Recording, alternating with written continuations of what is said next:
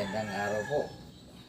Tayo po may bagong gawang kalan po. Isang double burner na may automatic fuel dispenser. Ito po yun. Papakita ko sa inyo kung paano po ang pinaka-sistema nito. DJ Eric Ela me May. pôr pare de shortinho pra de meu bom bom bom bom bom bom bom bom bom bom bom bom bom bom bom bom bom bom bom. Ela me pôr pare de shortinho pra de meu bom bom bom bom bom bom bom bom bom bom bom bom bom bom bom bom bom bom. Ela me pôr pare de shortinho pra de meu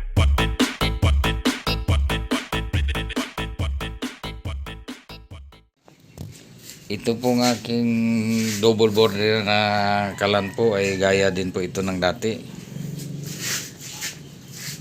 Kung napapansin niyo po, ito ay halos parehas lang lahat ang forma nito sa mga una kong gawa sa double burner. Ang kaibahan lang po nito, ito yung tangke niya. Naka fuel dispenser po yan. Ito po. Kita niyo yung ano niya. Oh. At saka ganito po ang pagkagawa nito. Tatawag mo natin. Yan po. Ito po yung kanyang imbudo. Ito po. Pinaka daluyan ng langis. Yan po. Dito po kasi nakalagay yan. Yan po. Yan. Yan nakalagay ang fuel dispenser.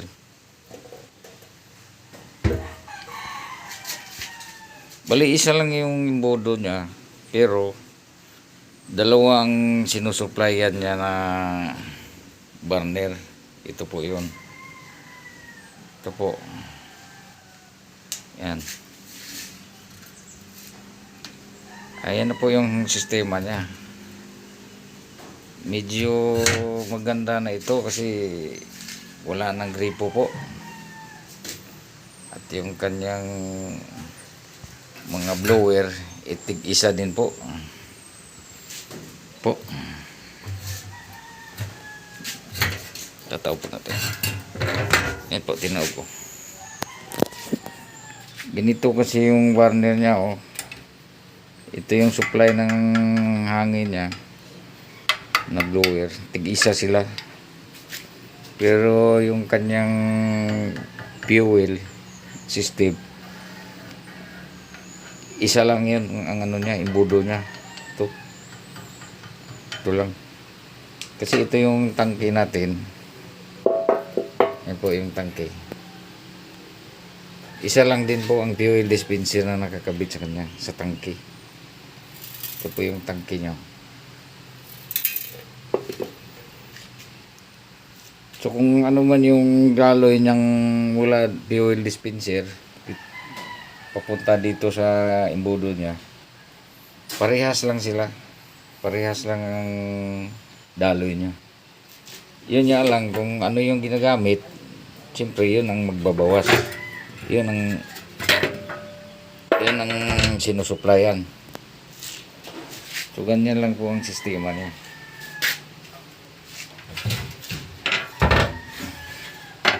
Po. Pansin niyo po, ayan lang din po. Wala akong binago dun sa una kong gawa. Dalawang blower, dalawang burner, pero isa lang yung gripo. Ito po yun. Ito yun, papunta kasi yan dyan. Ayan. Yan. Ito yung pinaka-imbudo niya papunta dito sa gitna. Bali mahahati yung daloy ng langis papunta dito sa chamber. Okay po. Napakasimple lang yung pagkagawa po. Ito yung tangke niya, oh, natatanggalin po. Okay. Po. At ito naman po yung mga nozzle burner niya, dalawa din pong klase ito. Ito kasing isa, ito yung unang gawa ko. Kasi maraming gustong nag-request nito. Binali ko ito. Bali, ito yung may mga apoy na sumisirit papunta sa ibabaw na parang acetylene. Ito yung sinaunang gawa ko. So, ito yung ikakabit natin dito sa isa.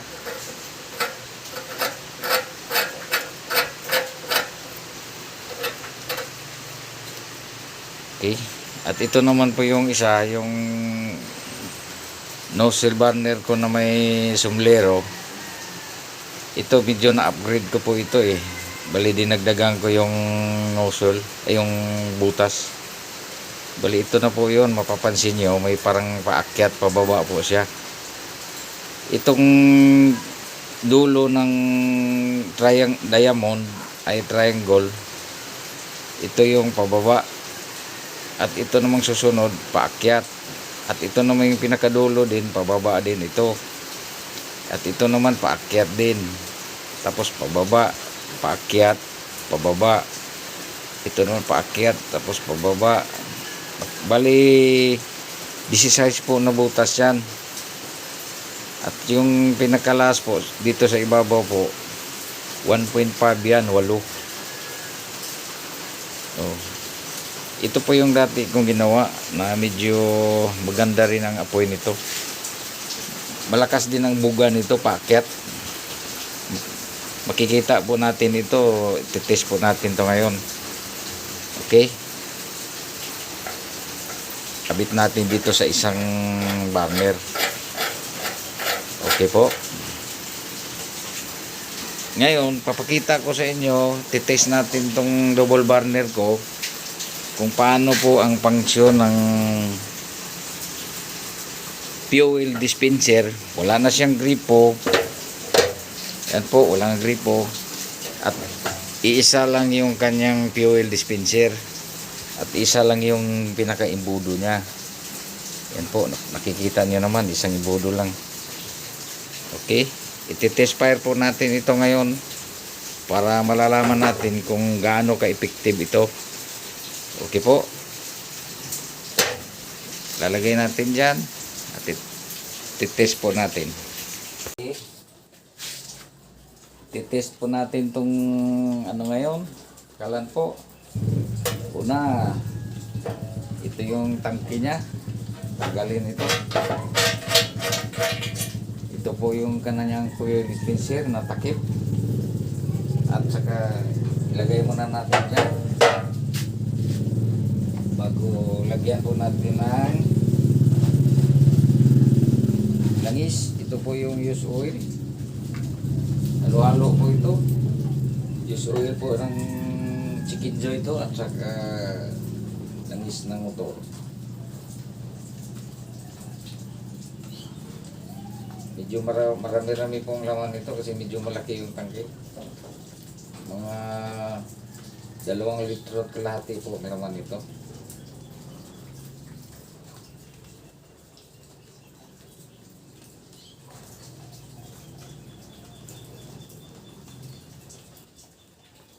Po.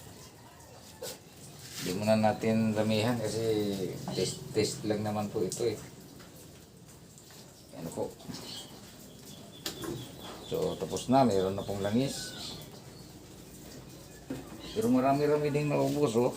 Kunti na lang natira eh. At ito yung takip niya, pinaka-fuel dispenser. Balik po natin yan.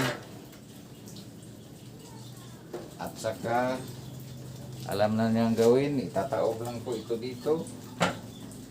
Kailangan po yung pinaka ito po, ito yung 2 tubo nakapasok po dito sa pinaka-imbudo po. Kapakita ko yan po. Ito ganito yung paglagay niya no, pinaka-imbudo. Yan po. Yan po. Yan po. Nakalapag na po siya sa lagayan niya. At hintayin na lang natin na dadaloy yung langis papunta sa chamber. Dito po. Hintayin po natin. Kasi mahina lang po ang daloy niyan kasi maliit lang po na tubo ang ginagamit diyan.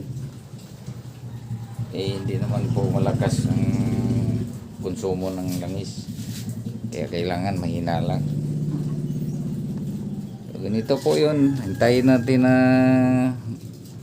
lalabas yung langis diyan. Saka ito po. Itong isa medyo meron na oh. Umpisa na. Ayan po. Dumaloy na po.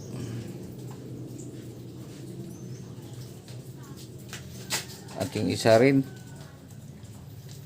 parang lalabas na rin yung langis niya.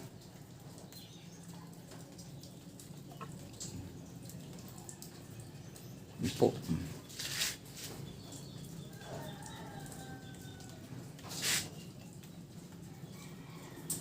Medyo malakas daloy dito kasi nakatagilid eh. Yun po. Ano po, may langis na po ito. Medyo madilim lang po. Ito meron na rin po. Yan, lumabas na oh.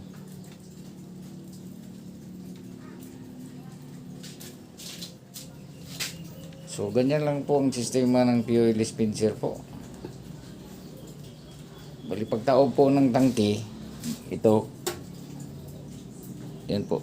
Pagtaob po ng tangke na yan, diretso na po yan pupunta dyan sa chamber. Okay po. Ito na po yun oh. May langis na po yung chamber natin. Napapansin nyo, tumigil na po sa pag ano yung patak yung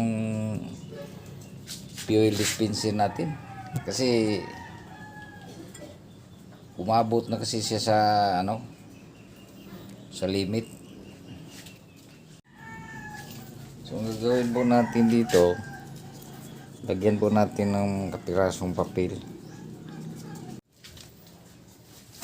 Okay po, pagkatapos natin lagyan ng papel, ito may krudo tayo, lagyan po natin konti. Tapos sisindihan po natin.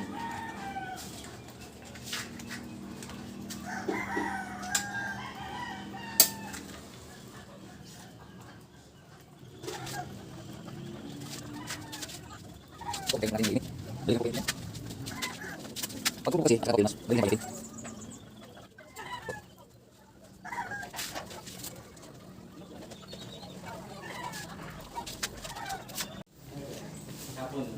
Okay na po siguro ito. Medyo malakas na. Bubuksan na natin ang blower natin. Dalawa pong blower ito, kaya dalawa ang bubuksan natin.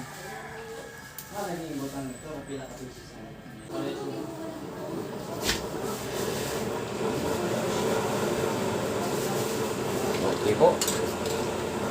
Ito na po. Ang natin na ano.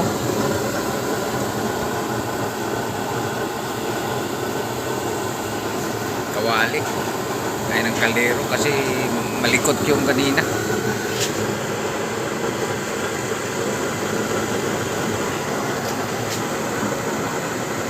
Ayan po.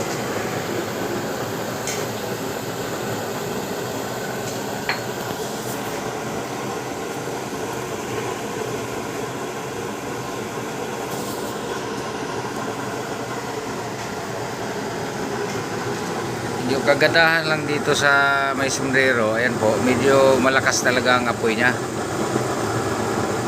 Ayan o. Kita nyo naman o. Ibang klase yung apoy niya, medyo umaangat o. Dito naman, yan, pag may mahangin, medyo namumula. Ito yung una yung design ko. Okay po.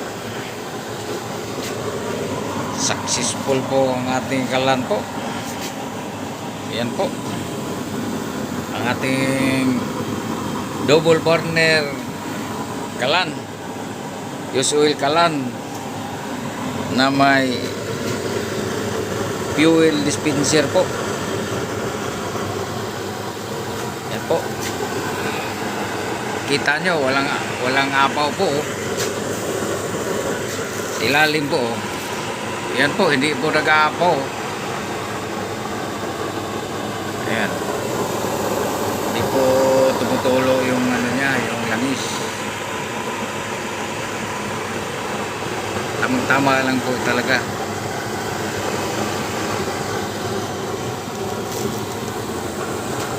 Ayan po.